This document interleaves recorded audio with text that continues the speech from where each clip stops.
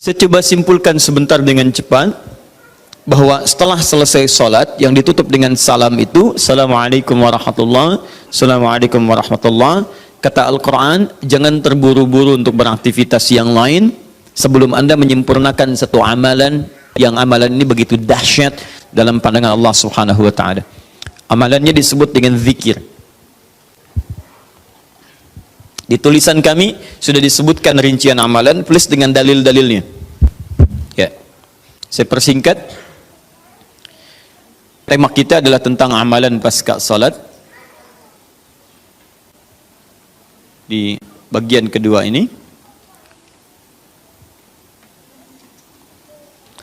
Baik, ini tema kita. Kemudian amalan besarnya adalah zikir.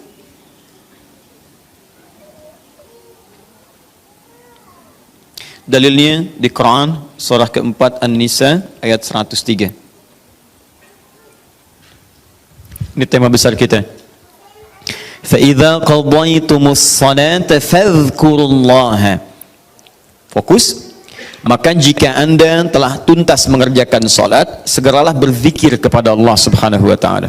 Ingat, amalan pasca salat yang diutamakan apa? Zikir. Saya mau tunjukkan pada Anda satu hal yang sangat mendesak. Kenapa amalan ini begitu sangat ditekankan oleh Al-Quran? Bahkan saking ditekatkannya, kata Allah, perhatikan kalimatnya, qiyaman, baik itu sambil berdiri, wa qu'udan, ataupun Anda punya kesempatan lebih lenggang duduk, wa 'ala junubikum, atau bahkan dalam keadaan Anda sedang payah pun untuk duduk atau bahkan berdiri, boleh sambil berbaring. Perhatikan, saking pentingnya amalan zikir ini, itu Al-Quran seakan menghadirkan semua situasi untuk menggunakan amalan ini. Ya, bukan tidak ingin menoleransi, tapi ada sesuatu yang penting di sini. Saking pentingnya seakan-akan kalau dalam bahasa yang lain, tolong jangan tinggalkan ini. Ya, kalau Anda memang buru-buru, harus langsung bangkit pasca sholat. Ada yang bahkan setelah salam subuh, Assalamualaikum, Assalamualaikum, saya harus kejar ke tempat pekerjaan, langsung mau berangkat. Nah, terburu-burunya Anda untuk mengejar pekerjaan itu tidak menghalangi Anda untuk berzikir. Kalau bisa sambil jalan pun zikir aja, ayo lakukan, kerjakan amalannya.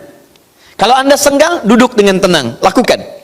Kalau amalan ini tidak penting, mustahil Anda diminta untuk mengerjakannya, sekalipun dalam pekerjaan yang sifatnya darurat Anda mesti lakukan. Paham sampai sini? Baik, nah nanti kita akan lihat apa rahasianya amalan-amalan ini, zikir ini. Kemudian kita nanti akan urutkan seperti pertemuan lalu telah saya turunkan beberapa bagian-bagiannya. Nanti kita akan gali apa esensi dan rahasia di balik kalimat-kalimat zikir yang kita sampaikan itu. Baik, saya percepat. Zikir seperti pertemuan lalu adalah setiap aktivitas yang mampu mengingatkan dan mendekatkan kita dengan Allah Subhanahu wa Ta'ala. Jadi ada dua nih. Satu ingat, kedua dekat. Awas, ini selalu menyatu, terkait berkelindan, tidak akan pernah berpisah. Di orang yang ingat Allah pasti memiliki kedekatan dengan Allah. Jelas ya? Baik, jadi kalau cuma ingat tidak membuat dia dekat, ini bermasalah. Ketika seseorang ingat pada Allah, hubungannya menjadi dekat dengan Allah. Ketika menjadi dekat, maka dia akan dipelihara oleh Allah Subhanahu wa Ta'ala.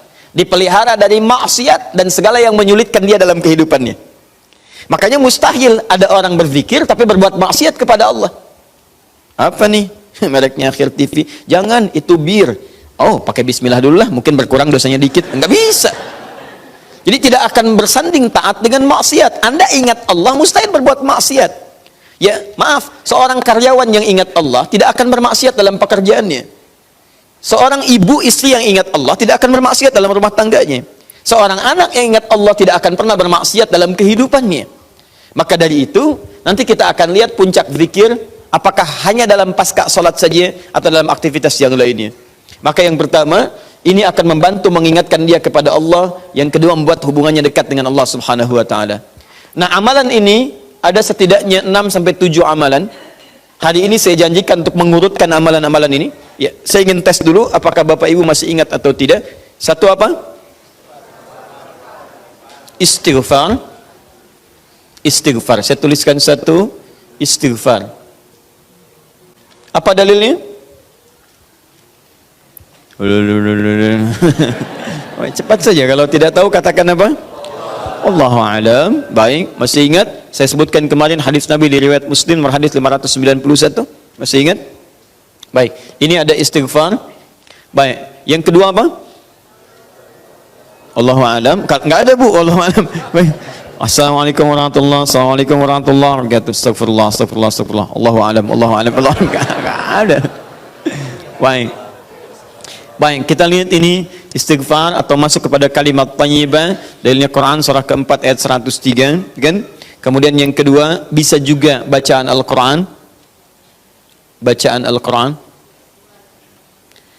Baik, Quran surah ke-15 dalilnya ayat ke-9.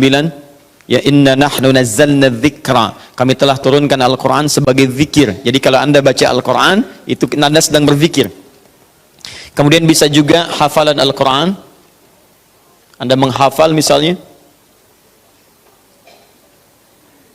Baik. Misal Anda tidak membaca, tapi selesai sholat Anda membacakan ayat-ayat Quran sebagai hafalan. Ada ayat kursi misalnya, ada 3 surah yang terakhir, ada kemudian ayat pertama sampai 5 misalnya, Al-Baqarah, ya ada ayat-ayat yang lainnya, hafalan misalnya. Begitu Anda bacakan, Anda sedang berzikir. Dalilnya Quran surah ke-54, ayat 17, ayat ke-22, ayat 32, ayat ke-40. Ketika Allah menyebut para penghafal Quran, menyebutnya dengan proses berzikir. Walaqad yassarnal Qur'ana lidzikri. Kami telah mudahkan Al-Quran sebagai zikir. Ya, hafalan di sini zikir. Untuk dihafal, untuk berzikir. Jadi kalau Anda pasca salat kemudian membaca ayat-ayat Quran dalam hafalan bukan menggunakan mushaf, maka Anda sedang berzikir kepada Allah Subhanahu wa taala. Dan nilainya 4 kali lebih banyak dibandingkan dengan yang membaca. Ya. Nah.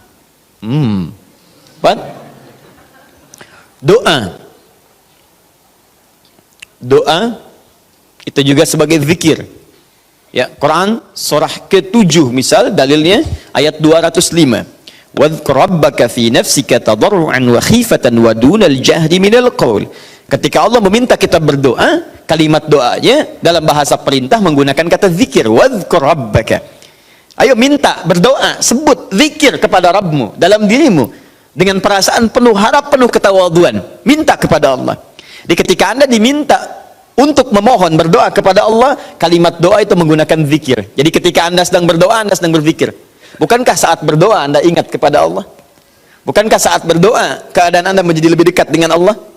Nanti kita akan lihat doa apa yang biasa dibaca Nabi pasca sholat dan seperti apa cara memohonnya. Ada rahasianya. Anda tidak menggunakan ini, sangat disayangkan. Anda kehilangan momentum, dipercepat untuk memudahkan seluruh proses kehidupan Anda. 5, masih ingat? Salat. Nanti ada lagi amalan. Pasca salat, ada salat. Di begitu selesai, Assalamualaikum, Assalamualaikum. Kapan kemudian ini kita mesti tunaikan salat yang ini? Dan ada rahasianya juga. Bahkan salat yang ini boleh jadi akan memberikan syafaat dengan izin Allah kepada hamba-hamba yang dirasakan kurang amalnya. Karena ketika amalan-amalan fardu tidak bisa menolong Anda dari proyek akhirat yang telah Anda cita-citakan untuk masuk surga itu, maka yang akan dicari pertama kali diantaranya adalah amalan yang ini. Maka Anda ketinggalan dari itu yang bisa membuat situasi tegang saat di akhirat. Hati-hati, Anda ketinggalan handphone, perasaan luar biasa sedihnya. Balik lagi ke An-Nur, dicari-cari lewat CCTV. Tapi Anda ketinggalan yang sunnah, kenapa tidak Anda buru kemudian? Tadi nggak sholat sunnah, besok lagi, Masya Allah. Belum tentu besok dia hidup. Dalilnya Quran surah ke-20 ayat ke-14. Ya, innani anallahu la ilaha illa ana fa'budni wa aqimis salata lidzikri. Saya Allah, tidak ada Tuhan yang layak disembah kecuali saya. Sembah saya. Bagaimana cara nyembahnya? Tunaikan salat sebagai zikir kepada saya. 6. Memperbanyak menyebut Allah, menyebut nama Allah, atau juga dengan al-asma'ul husna. Al-asma'ul husna. Dalilnya Quran surah kedua Al-Baqarah ayat 152. Fadhkuruni adzkurkum. Ayo cepat sebut nama saya, maka aku pun akan mengingatmu. Aku menyebutmu. Di orang yang selalu ingat Allah, nanti Allah akan ingat pada dia. Nanti saya kasih tahu rahasia yang paling besar. Bahkan ada orang yang saat membutuhkan ya, dalam persoalan kehidupan kepada Allah sebelum dia minta, karena Allah telah mengingatnya, Allah ringankan aktivitas kehidupan dunianya. Dia bukan nggak punya masalah, jadi kayaknya nggak kelihatan punya masalah, cuman setiap akan mengalami masalah diringankan oleh Allah sehingga seakan-akan nggak punya masalah. Nanti ini yang akan sangat menentukan bagian yang keenam ini, apakah hidup kita akan semakin mudah atau mendapati kesulitan yang berliku. Sebut nama Allah. Ya, bagaimana cara menyebutnya? Bisa disebut nama Allah langsung, bisa disebut dengan Asmaul Husna. Di mana dalilnya? Quran surah ke-17 nanti dari ayat 110 sampai 111-nya.